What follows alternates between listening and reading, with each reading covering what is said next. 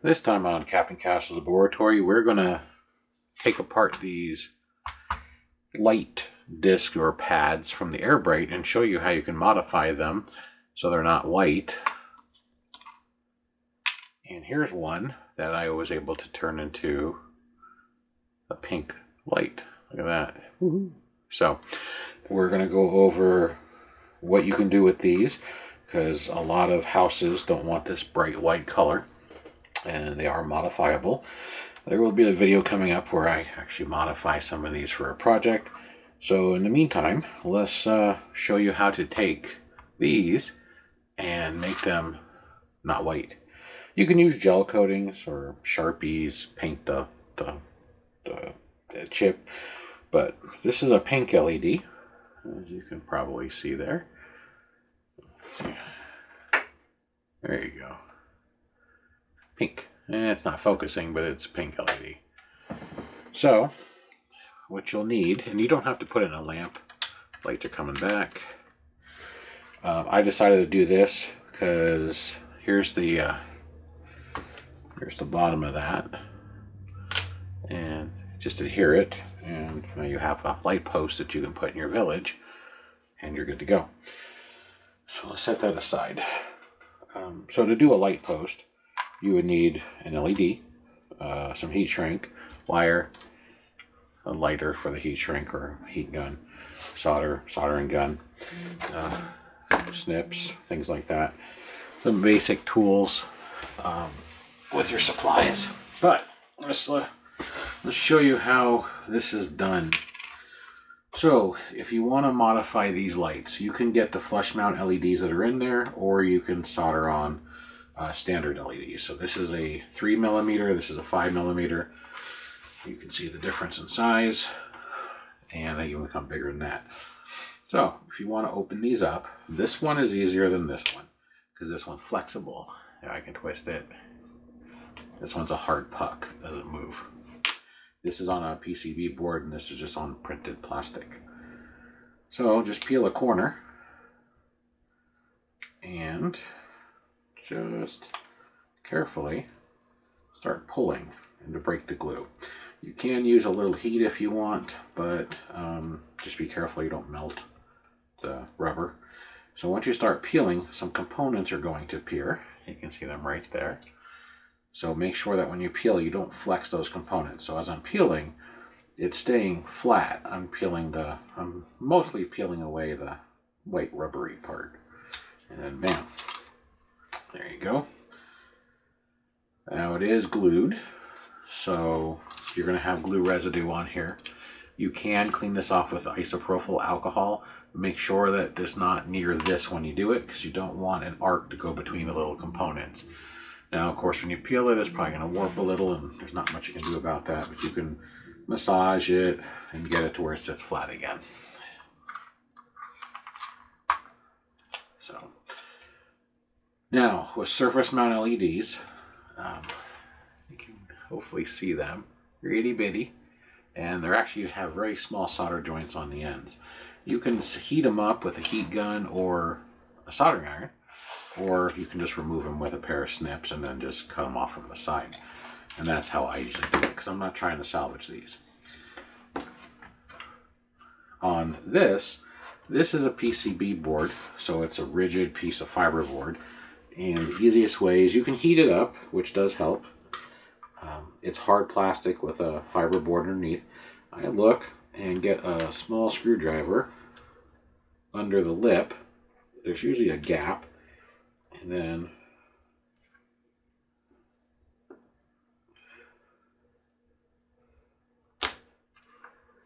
we got it started. So I got one side started. I'm going to rotate it just a little bit and then use my fingernail, because I don't want to arc the components with the tip of the screwdriver, and then peel it off. Get the glue off, like so. And then there you go. Light still works, as you can see. And you can see this one. It's got the same components as one light. Now with the project coming up, I did solder 2 LEDs to this, because right here, what's nice about these little pucks, is those are solder pads. So this doesn't have that. So this one's a lot easier to make a new light. But they are polarized, and you can use a meter and figure out which is hot and which is negative by just touching them on the solder pads or touching them on each side of the LED. Because on the edge of those flush mount LEDs is where they're soldered. There's a little strip of silver you can see, which is the solder. Same with these. But if you remove this, which I'm going to do this right now for you, but we're going to just cut that right off. Underneath, yeah, see if it'll show very well. Screwdriver. I'm going to use something to contrast. You have a wide and a thin solder pad. So the wide and the thin, the wide is hot, the thin is negative.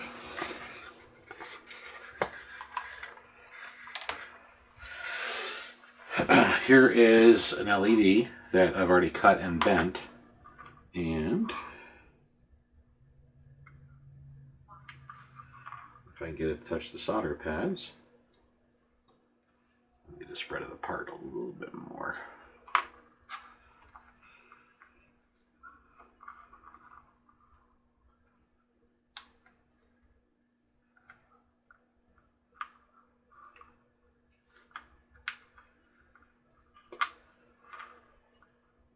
Let's try this again.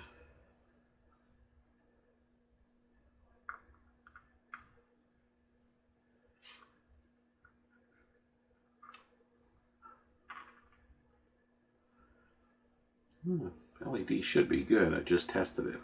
But maybe I broke the LED when I cut and bent it. Let's find out. Nope, LED still works. I'm just not getting a good connection. So I'm going to put some solder on those solder pads.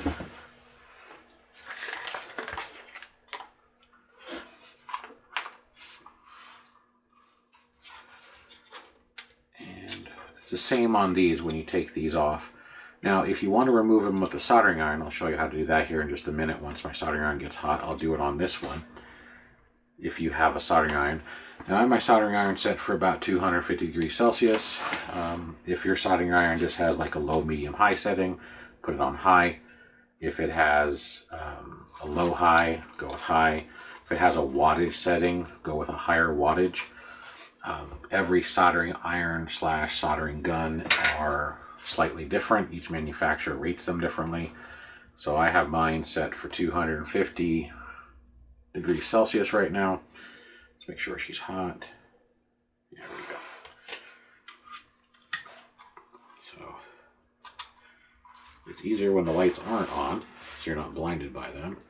But you basically touch the side while trying to lift it off with the tip of the gun.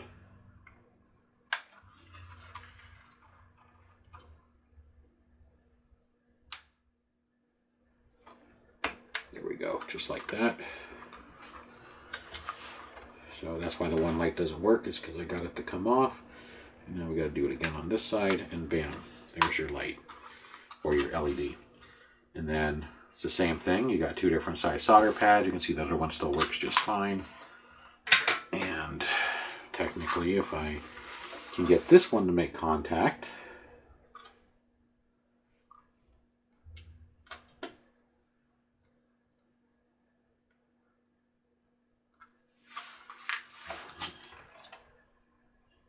oh, I still have a piece of the light stuck on here. There we go.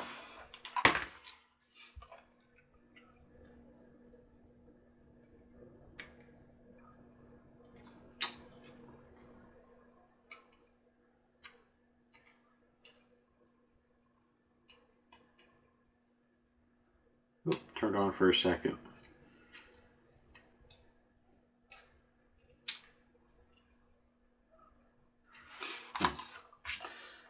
It does work, as you saw with the lantern. I just, for some reason, can't get this. And the reason I pre-bent this is to show you on the small pads if you want to stick it in. So I'm just soldering on, make life easy, so I just have consistent power, and I'm not trying to hold it against the pads.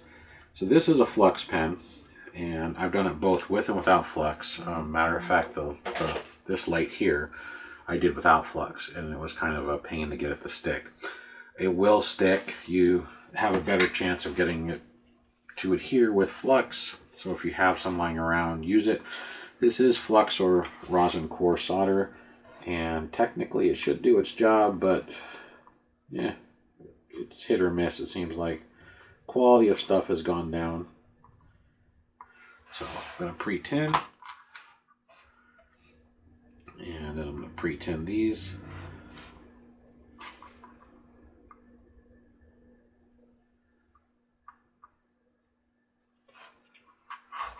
And hopefully we'll get a really nice connection now that we got solder.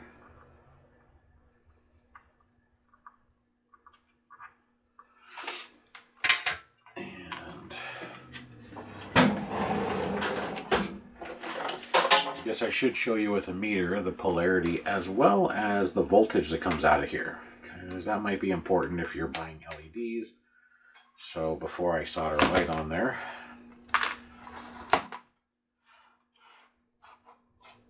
there we go, no glare.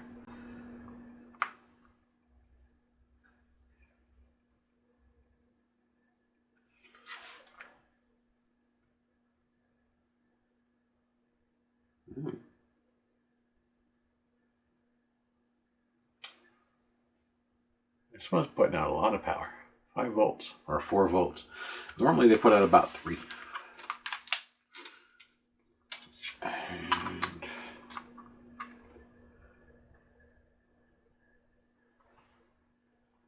this one's about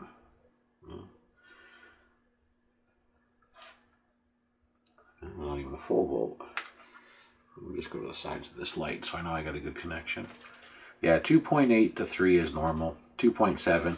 Now, depending on where you move it within, as you saw, it just spiked to 3.2. Depending on where you have it within the area, will determine how bright the light is.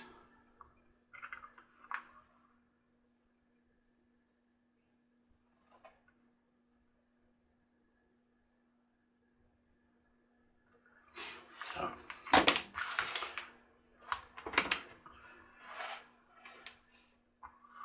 all right, see if we can get this light to work for it.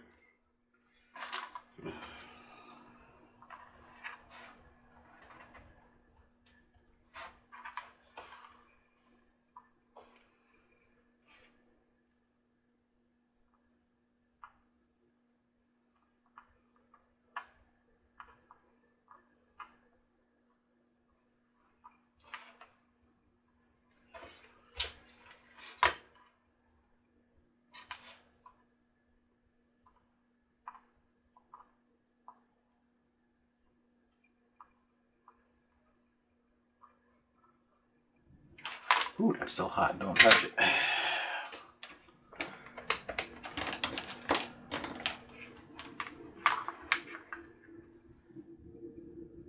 The only downside is sometimes you get a bad connection because they do coat the contacts. So that's one of the other reasons I use flux. Here we go. Now the light's on. I just don't have a good connection. It's just really dim. So let me see if I can fix that connection real quick.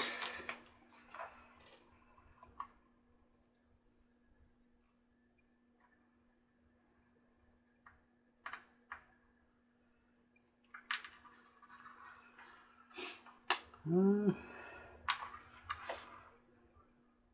that's no bueno. The solder pad broke. That's probably why the connection was bad. So the solder pad still stuck to the LED. So that light I technically just broke. Wasn't my intention. Need to get this solder pad off. I'll probably be able to fix it. I just don't want to spend the time right now. So you can make mistakes. It does happen. I don't know if they sell these pucks separately. So if you have one of these kits and you want to expand the amount of light, I've never checked. Because if they do, I might actually buy some and make a whole wireless lantern set for my display. So we're going to do it again. This time we're just going to try and be more careful.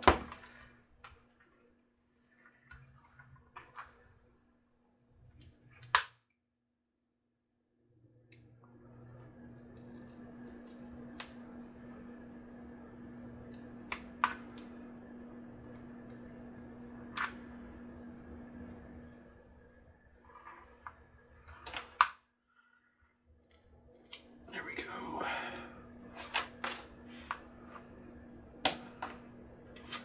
There we go. Still works.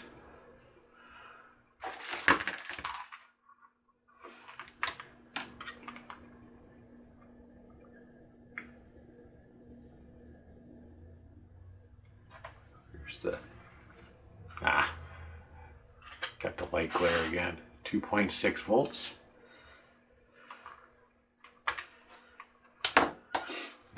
I'll use the soldering iron this time, so I try not to lift the solder pad.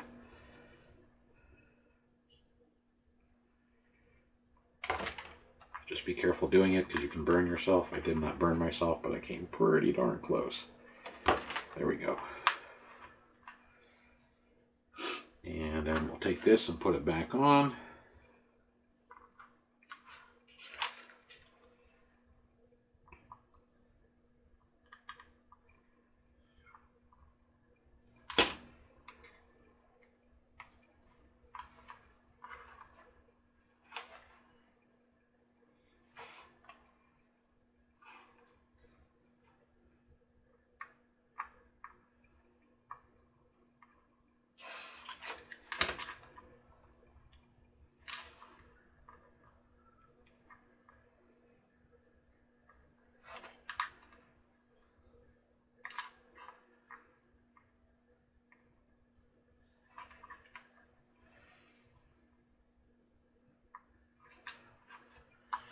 There you go. So that's what was supposed to happen with the last one.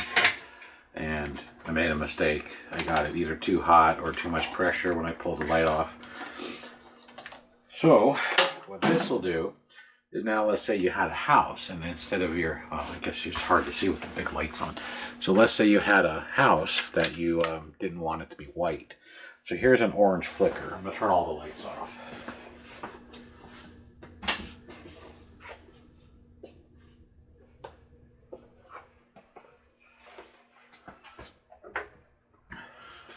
So you can see it flickering. You can see the OEM white, and this is orange, and it's an orange flicker.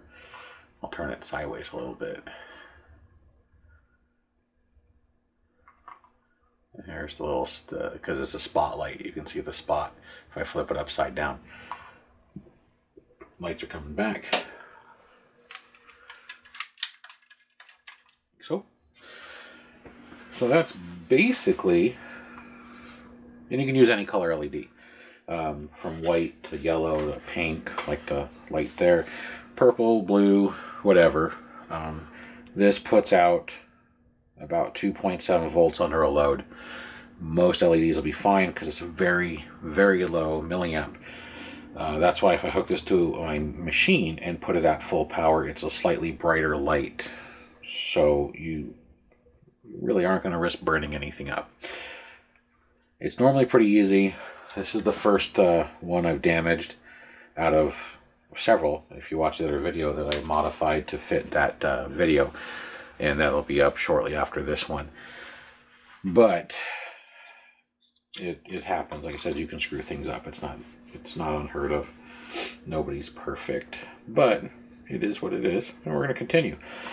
So there it is. Now this, I don't think I'd ever want to put these lanterns on it because they'd be this far apart, and that's pretty close.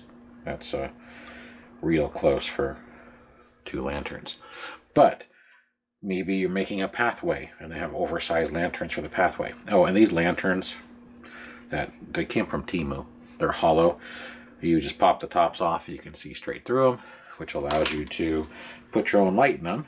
So you just run a piece of wire, just goes all the way through, and bam, there you go. And in the video coming up, I cut these off and glue these to faux brick columns, because of course it's a resin piece, but that way you can make your own lights. So, how I made the one, wherever the heck I just put it, right there. Get that out of here. Out of my hair that way, out of my way. And we'll make a lantern and see if we can do it without screwing it up.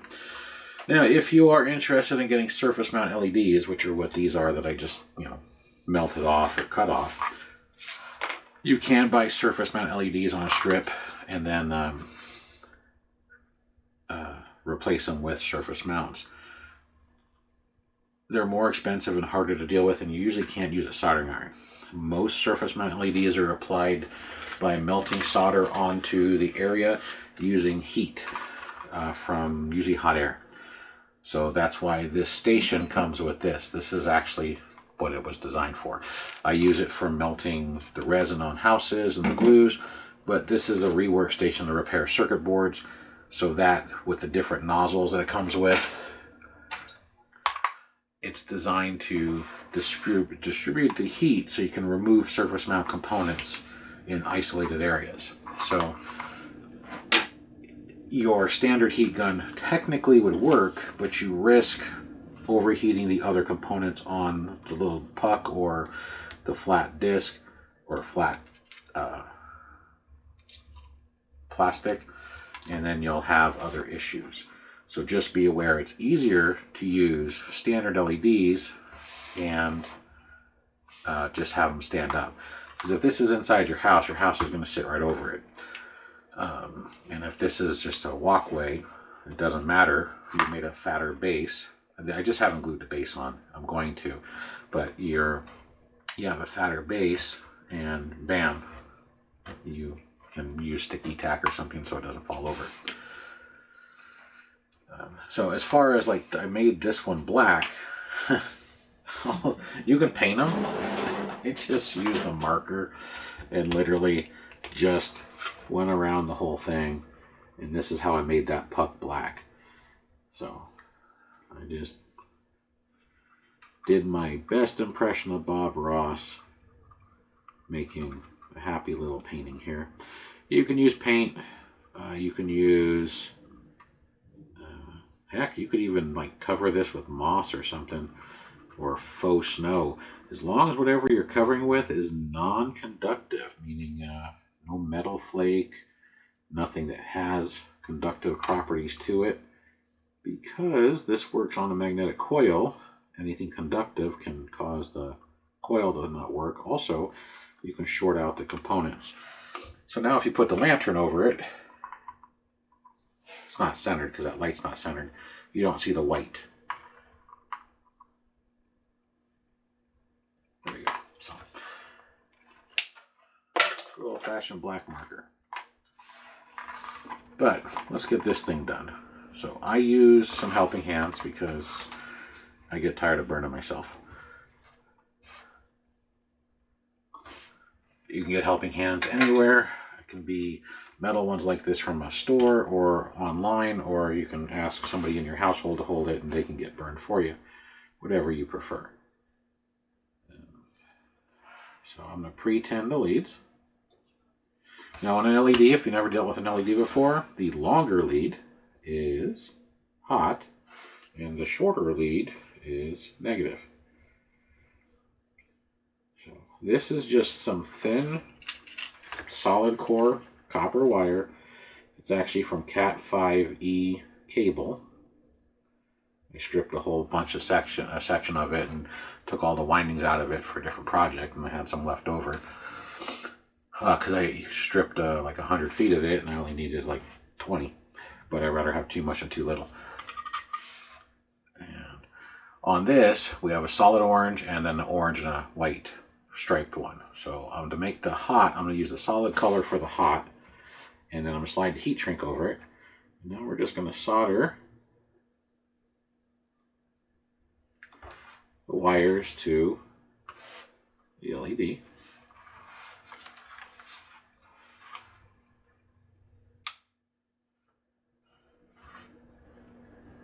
Now the con con to solid core wire is you can't bend it a billion times to get it to do what you want it to do. So stranded wire is more flexible. Solid core wire is a lot more rigid. So if you keep bending it and bending it and bending it, you're going to crack it. So it's not something you want to keep changing angles and dangles with. And we're going to slide the heat shrink up, and then we're going to just melt it on. You can use a heat gun. You can use a soldering iron if you want. I'm just going to use a good old-fashioned lighter. And I got to quickly resolder this because the lighter is hot enough to melt solder, just so you know. And especially on thin wire. And I melted the solder.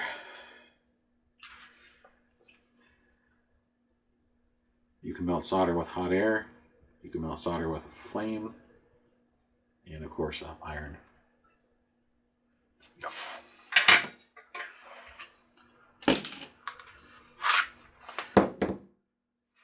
Now, we just feed the wire straight through, all the way down. When you get to the insulation, you're going to have to help guide it because it's going to want to catch on the inside lip, the clear centerpiece that is the inside dome, and the black I don't know, shaft, I guess you can call it. They're not centered. The holes, well, it's Chinese, they're not drilled straight. Then I just use something that I can push it down with from the top that's non-marring, so the soft part of a pair of pliers. Now we have the LED inside, and it's good to go. So the next step, if you're doing something like this, is I can't have the wires super long because I won't be able to shove them up inside.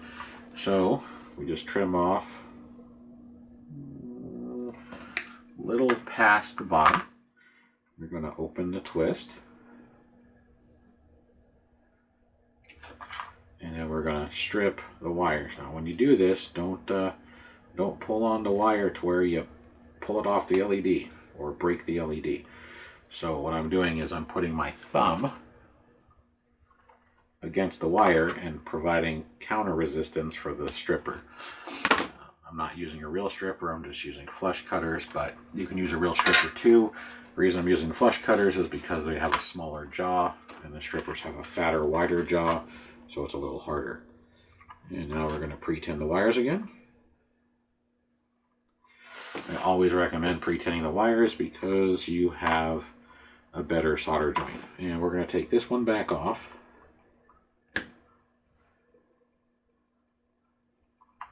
Ooh, we have a storm coming and I can hear it through the window.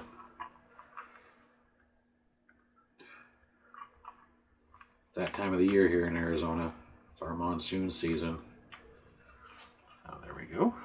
So on this one, because I cut them, there's a flat spot on the LED that's negative. And the flat spot is on this side. So now we're gonna, hopefully you can see what I'm doing. Basically, I'm just soldering the wires onto the pads. There's that one. You can see the light came off for a second because I have it touching. And this wire over, like so.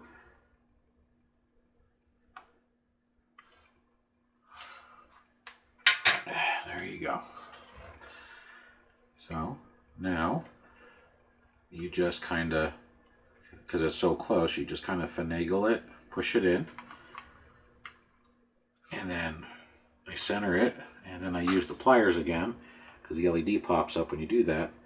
And then I carefully wiggle her back down into place, and that causes the wire to create a coil in the base because it's I don't solder them straight up. I solder them at a slight angle. So when I push the in this case pink light down, the wire, when it goes into, I'll use this, instead of going in and kinking, it goes in and does that. It puts a little bend in it in the bottom. And then you can use super glue or hot glue to adhere it to the base. This part I always glue back on with a little dab of super glue. So I don't cover the whole thing. I just put a little bit on one side and a little bit on the other. If I can get it to come out, there we go. And then these from China have a recess that allows this to lock in like so. And that way, if I have to take this back off, I can apply a little heat from the heat gun and pop off the side and then fold it over like a lid, or I can heat both sides and pull the whole top back off. And that is how you can modify these. So this one is the same way. Once you get the light off, just solder your light to it and it'll work. You can see it works without one, so if one side burns out, it'll still do its job. I mean, you could see if I can. These contacts are closer, so it's a little harder to do.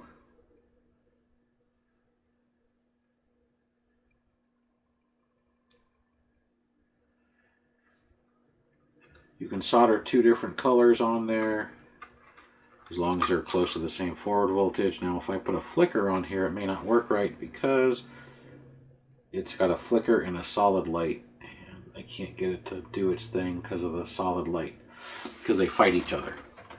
So you got to make sure if you're using flickers that they're all on the same circuit with no solid lights. And solid means they just stay on, they don't flash or do any crazy stuff. You can use RGBs, the ones that slowly rotate through colors. You can do all sorts of stuff, but this is one way, actually it's a couple ways I just showed you, to modify the puck or this, whatever they call it, plate, for your air Brite system. Now, if this is the first video you've seen, the air Brite doesn't look like this. This is the inside of the air Brite. The air Brite's actually two pieces of white plastic sandwiched over the top of this and the bottom of this, and this is in the middle. I took it apart to show everybody what's inside, and I like this because it's flexible, so I can have it contour to my shapes. But if you go too steep, you get the red light of death, and then it goes back to green. So you got to be careful if you take it apart to use it as a contour for your terrain. If you do have the original white plastic on yours, you can spray paint it black, green, yellow, purple, whatever matches your stuff. Make sure none of the paint you use is metallic. You don't want any metal in there because it can throw off the magnetism that causes these to light. It screws up the induction. And you can also glue moss onto it, or the ground up faux grass, dirt stuff that you can buy for dioramas and vignettes. So you have some choices on what to do to cover the big white rectangle. I wasn't a big fan of these. I thought they were a cool idea, but it had too many downsides. I do not know at this point, because I haven't looked at their website. I should have before I did the video, to see if they have accessories for this yet, or if it's just the flat mat with the dozen or so little pieces like that. But there are ways to modify it to maybe help out your villages. Using it as a wireless vignette or single display, to me, is a much better prospect than using it in a full display, because you're limited on flexibility of it because it's rigid. And it only, at the time when I got this, only came with white lights, which mine's a Halloween village. I don't want white lights. They're not very common in spooky displays. So, but let's turn off the lights again.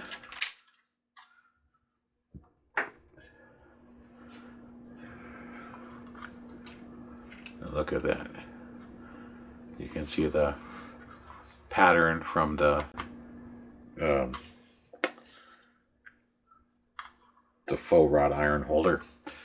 And that is hopefully giving you some ideas on how to modify the air Brite pucks to maybe turn them into lanterns, to turn them into different colors for your houses. So if you want a red or a green or a candle flicker, to use them in single displays, vignettes, a large display, the small display. I mean, this mat is still, I don't know, 18 inches, 19 inches without the plastic.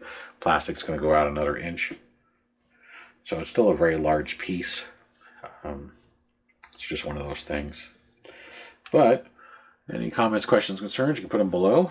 Hopefully this assists you with an option to modify your Brite system if you don't like the way it came from the factory, to make it more versatile for your display or setup or whatever you may use it for, and how you can make different colored LEDs, make lanterns, lights, poles, archways, and actually use them as a wireless thing. So if you redesign your village, you can say, oh, my walkway's here, now I'm going to move the walkway over here, and you still have that. You don't have to worry about running wires.